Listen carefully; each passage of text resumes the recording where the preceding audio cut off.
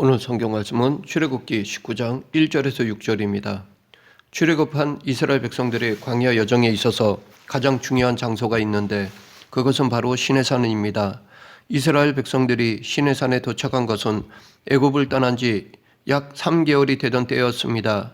즉 출애굽한 후 시내산까지 2달의 시간이 걸린 것입니다. 이스라엘 백성들의 행군 여정은 남쪽으로 돌아가는 길이었습니다. 이스라엘 백성들이 홍해를 건넌 뒤 약속의 땅으로 직행하지 않고 굳이 남쪽으로 이동해서 시내산에 온 것은 하나님께서 출애굽 이전부터 모세에게 준 명령 때문이었습니다. 이스라엘은 단순히 애굽에서 탈출하여 새로운 곳으로 이주하려는 정치적 난민이 아니었습니다. 만약 그랬다면 바로 가나안으로 직행하거나 아무 곳이나 좋고 편한 곳이 있으면 그곳에 자리를 잡고 살았을 것입니다. 이스라엘 백성들은 하나님이 인도하시는 하나님의 백성이었습니다. 그러했기에 하나님은 그들을 약속의 땅으로 보내서 당신의 나라를 건설하길 원하셨습니다. 그러기 위해서는 그들이 먼저 하나님의 백성다운 모습을 갖추어야 했습니다. 그런데 애굽을 나와 광야를 걸어오는 동안 이스라엘 백성들은 자신들이 아직 누구인지 앞으로 어떤 일이 기다릴지 몰라서 불안해하는 노예에 길들어 있던 사람들이었습니다. 그래서 하나님은 시내산에서 이 정체성을 바꾸시고자 하셨던 것입니다. 시내산은 울퉁불퉁한 안반투성이의 정상은 풀 한 폭이 물 한 방울 나지 않는 산이었습니다. 웅장하지도 않고 산림이 울창하지도 않습니다. 그러니까 시내산 자체가 특별하거나 거룩한 것이 아닙니다. 그 산이 특별하게 된 것은 거룩하신 하나님께서 임재하셨기 때문입니다. 모세오경의 상당 부분이 이 시내산 앞에서 일어났던 일들입니다. 출애굽기 19장부터 40장, 레위기 전체와 민수기 10장까지가 이스라엘 백성들이 시내산 앞에서 머물렀던 근 1년 동안 있었던 이야기를 다루고 있습니다. 그런데 이 시내산에서의 이런 영적 체험이 없었다면 이스라엘 백성들은 그냥 떠돌이 난민들로 광야 생활을 마감했을 것입니다. 그러나 시내산에서 하나님과 만나 깊은 경험을 통해 그들은 약속의 땅을 차지하고 새 나라를 세우는 하나님의 백성으로서의 틀을 다지게 된 것입니다. 애굽에서 430년 동안 종살이 하면서 이스라엘 사람들은 애굽 사람들은 물론 열방의 사람들에게 멸시당했습니다. 그러했기에 그들의 민족적 자존감은 땅에 떨어져 있었습니다. 그런데 하나님께서는 시내산 앞에서 그들이 얼마나 귀한 존재인지를 공식적으로 선포해 주셨습니다. 오늘 보면 5절 6절 세계가 다 내게 속하였나니 너희가 내 말을 잘 듣고 내 언약을 지키면 너희는 모든 민족 중에서 내 소유가 되겠고 너희가 내게 대하여 제사장 나라가 되며 거룩한 백성이 되리라. 너는 이 말을 이스라엘 자손에게 전할지니라. 이 짧은 말씀 안에는 하나님께서 이스라엘 백성들에 대한 비전이 담겨 있습니다. 그래서 혹자는 이 말씀이 구약 성경에서 가장 중요한 구절이라고까지 말할 정도입니다. 이 말씀 안에 담긴 이스라엘을 향한 하나님의 비전은 3가지입니다. 첫째는 너희는 모든 민족 중에서 내 소유가 되겠고입니다. 이 말씀은 너희는 내가 가장 아끼는, 내가 정말 귀하게 여기는 보물이란 뜻입니다. 물론 모든 민족이 하나님의 소유이지만 이스라엘 민족은 하나님이 특별히 아끼는 귀한 민족이라는 것입니다. 사실 하나님의 보물 같은 민족이 되려면 당시 세계 최강국이었던 애국 민족 정도는 되어야 하지 않을까라고 생각이 듭니다. 그러나 하나님은 작고 보잘것없는 이스라엘 백성들을 택하셨습니다. 이스라엘 백성들이 잘나서가 아니라 하나님이 사랑하셨기 때문입니다. 둘째는 너희가 내게 대하여 제사장 나라가 되며입니다. 제사장은 하나님과 백성들 사이의 중보자 역할을 합니다. 백성들을 대표해서 하나님 앞에 나오는 제사장은 모든 백성들의 죄를 대신해서 회개하며 백성들과 하나님 사이의 중간을 잇는 중보자입니다. 그런데 이스라엘은 나라 전체가 제사장이 된다는 것입니다. 즉 이스라엘이 하나님 앞에서 모든 민족을 구원으로 인도하는 중재 역할을 하게 된다는 것입니다. 이렇게 이스라엘 백성들은 제사장의 나라가 되어 열방을 향한 하나님의 복의 통로가 될 것입니다. 이웃 나라들의 아픔과 문제를 해결해 줄 수 있는 존재가 될 것이라는 것입니다. 주변의 많은 국가를 도울 수 있는 민족이 될 것이라는 것입니다. 하나님은 신약시대에 그리스도를 통하여 영적인 이스라엘인 교회를 세우셔서 하나님의 제사장의 자격을 모든 성도들에게 주셨습니다. 베드로전서 2장 9절. 그러나 너희는 택하신 족속이요 왕같은 제사장들이요 거룩한 나라요 그의 소유된 백성이니 이는 너희를 어두운 데서 불러내어 그의 기이한 빛에 들어가게 하신 이의 아름다운 덕을 선포하게 하려 하심이라. 그런데 하나님께서는 우리를 그냥 제사장이 아니라 왕같은 제사장으로 부르셨습니다. 예수님이 만왕의 왕이 되셔서 이 세상을 다스리시는데 우리도 왕같은 제사장으로 부르시는 것은 예수님이 우리와 함께 또 우리를 통해서 세상을 다스리시기를 원하시기 때문입니다. 그래서 우리는 주님과 함께 세상을 영적으로 통치하게 됩니다. 더 이상 세상 세태나 마귀에게 휘둘리지 않는 하나님 안에서 왕같은 권위를 가진 백성이 되는 것입니다.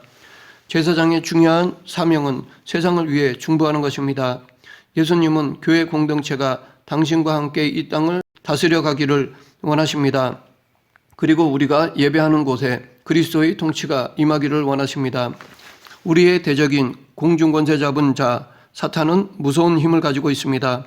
그러나 우리의 예배를 통해 그리스도의 임재가 드러나게 되면 마귀는 힘을 쓸 수 없습니다. 쫓겨가게 됩니다. 셋째, 거룩한 백성이 되리라입니다. 여기서 거룩한 백성이라는 말은 어떤 특별한 사명을 위하여 따로 구별한 백성이라는 뜻입니다. 다시 말해 너희는 하나님께 특별히 쓰임받는 민족이 될 것이라는 것입니다. 하나님이 우리를 쓰시고자 하는 목적은 앞에 언급한 베드로전서 2장 9절에서 나와 있듯이 열방에 주님의 아름다운 덕을 선포하게 하기 위해서입니다.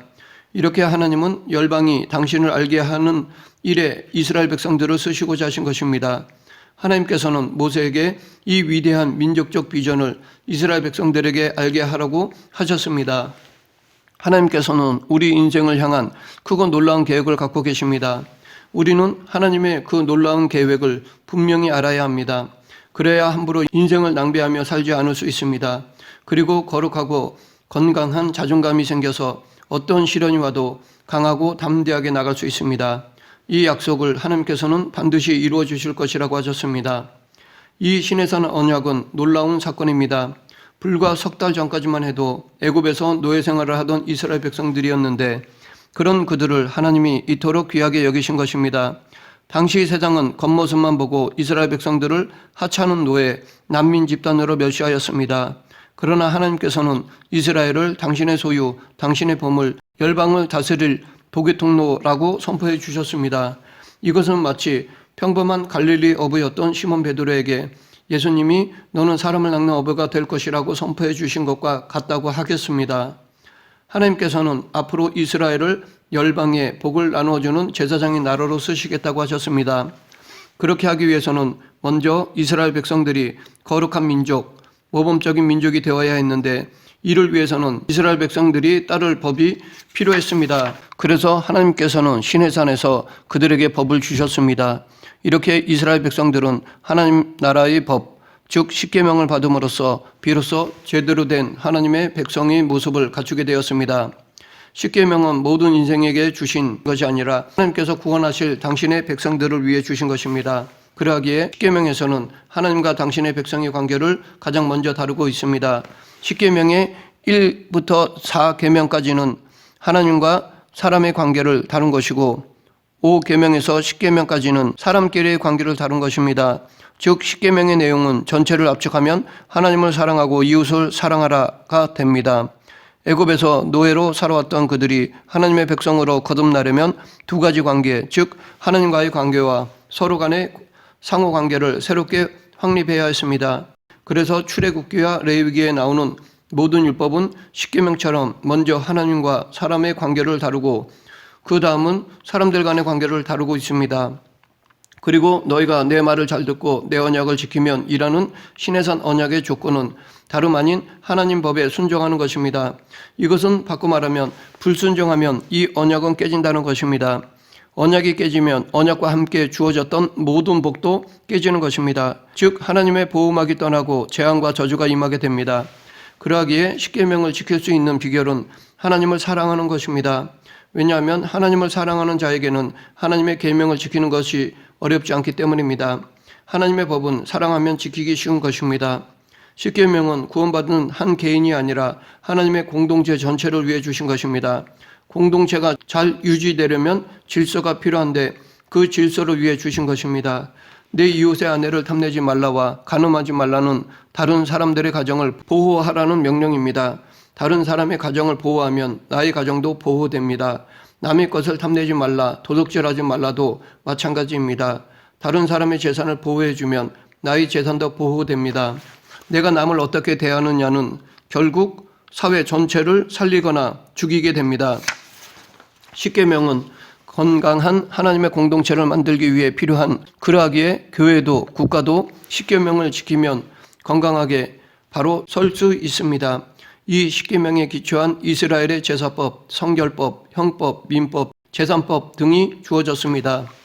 하나님의 법은 우리를 괴롭히고 구속하기 위한 것이 아닙니다. 하나님의 계명은 우리를 실패와 파멸에서 지켜주고 지혜와 복을 주기 위한 도구입니다. 하나님을 사랑하는 하나님의 자녀들은 하나님의 법이 자신을 살리는 길임을 믿고 순종해야 합니다. 하나님께서 시내산에서 이스라엘 백성들에게 주신 또 하나의 귀한 선물은 성막이었습니다. 출애굽기 전체가 40장인데 그 중에서 13장이 넘는 분량을 성막을 계획하고 짓는 일에 대해 기록하고 있습니다. 반면에 홍해 사건은 우리가 보기에 대단해 보이는 사건이지만 딱 한 장만 있습니다. 그만큼 성막은 하나님께서 중요하게 생각하시는 것입니다. 성막은 한번 만들어 놓으면 40년 광야 생활 내내 가지고 다니면서 설치하였습니다. 하나님께서는 그들로 하여금 광야 생활을 하면서 반드시 성막을 들고 다니게 하시고 어디에 정착하면 그곳에 먼저 성막을 치고 성막을 중심으로 동서남북으로 12지파가 진영을 차리게 하셨습니다.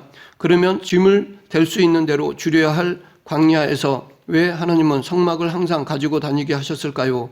그것은 어디에 가든지 어떤 상황에서도 항상 예배하는 삶을 살도록 하기 위해서입니다.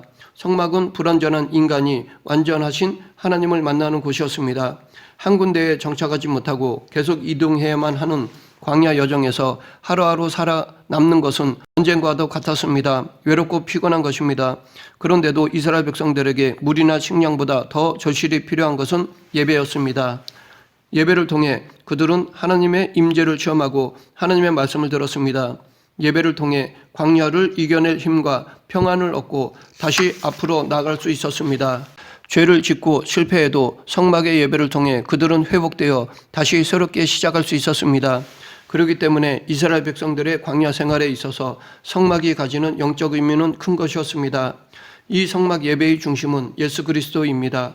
성막은 바로 예수 그리스도의 모형이기 때문입니다. 번제단, 물두멍, 진설병이 있는 떡상 같은 성막 안에 있는 기물들은 모두 예수 그리스도의 십자가 보혈 은혜의 메시지가 담긴 것들이었습니다.